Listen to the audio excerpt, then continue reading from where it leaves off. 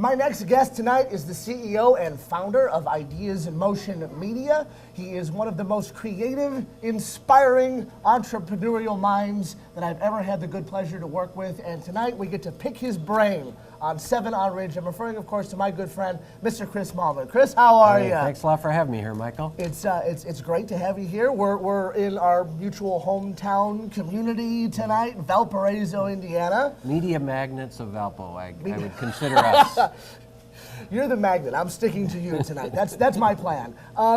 There are so many ways I could go about describing you, describing what it is that you do. How do you describe to people what you do? We're the hub for good news in whatever community that we serve.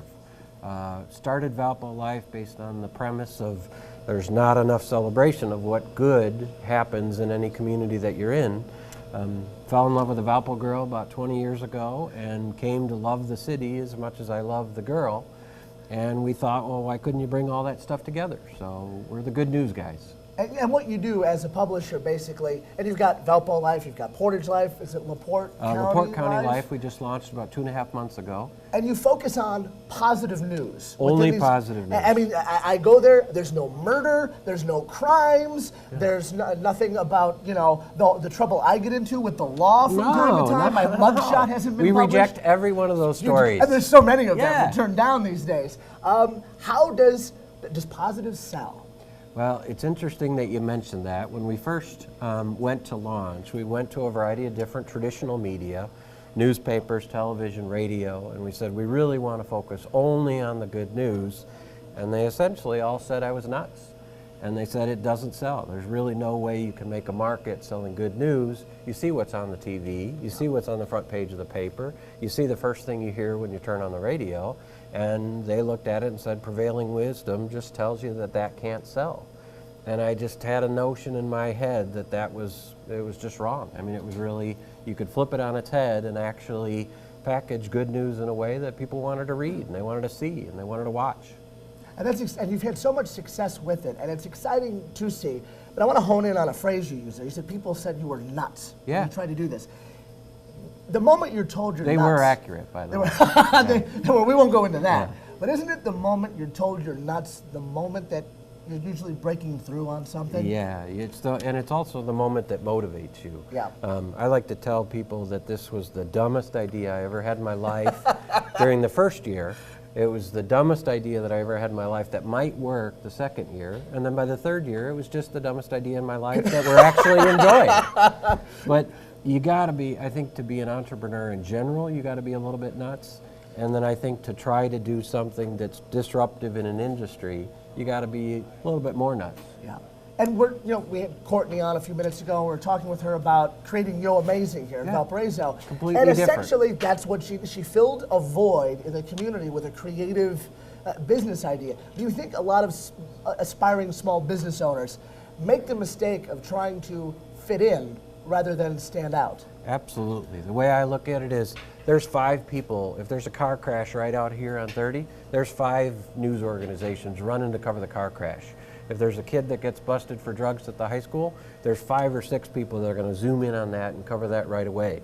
At the Boys and Girls Club, at the Kiwanis, at what's happening at the parade, there's no way near that kind of competition. Why wouldn't you actually just focus where people aren't focusing and do something different? And that's a great model for entrepreneurial success. And you're an expert on marketing, and I wanted to ask your opinion, because we have a lot of small business owners, people out there with big dreams that want to start a business, promote it. There was a story on one of the Chicago papers about a group of attorneys in Chicago that ran a creative TV ad, and they were basically spoofing the Gangnam Style video, and their lawyers dancing around doing the whole thing. Yep. And some people were criticizing them, saying, this is ridiculous. Why would they do that? Is that ridiculous in your opinion, or did they find a way to strike a nerve in a way that's beneficial for all involved? The key in the end is, did it work? And we're talking about them. Yeah. And we're the most important thing in the world. Exactly. You got 2 Valpo media magnets that are talking about them. Over so frozen obviously yogurt. Over this is frozen the hub yogurt. of all media. No, I think in the end, if it works, and if you want to be a really staid law practice and do everything exactly as somebody else is going to do it, your prospects, I think, are relatively slim, because what are you doing to really stand out? And we looked at it and said, particularly when you launch something new. There's a slogan, or there's a sentence that I use, is you really have to overwhelm their indifference with your enthusiasm. And I think whatever you're going to do, you might as well be just incredibly passionate about it if you're going to have a shot at succeeding. And passion sort of defines what you do and all that you touch. Yeah, I'm very, very passionate. I love my wife, I love my family, I love my business, I love my employees. If I don't love it, I don't pay any attention to it. And it shows in your work. And I talk about Valpo Life, Portage Life, all these. Where do you see these life websites and entities going in the next few years? Everywhere. We started in Valpo 3.5 years ago. We built it out to Portage. We just launched the one in LaPorte. We're going to launch Northwest Indiana in the first quarter of this year. And then right now we own about 200 of the domains. Blanklife.com for cities, states, regions, counties.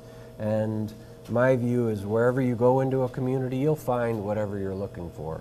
If you're looking for what's wrong, you'll find it. If you're looking for what's right, you'll find it.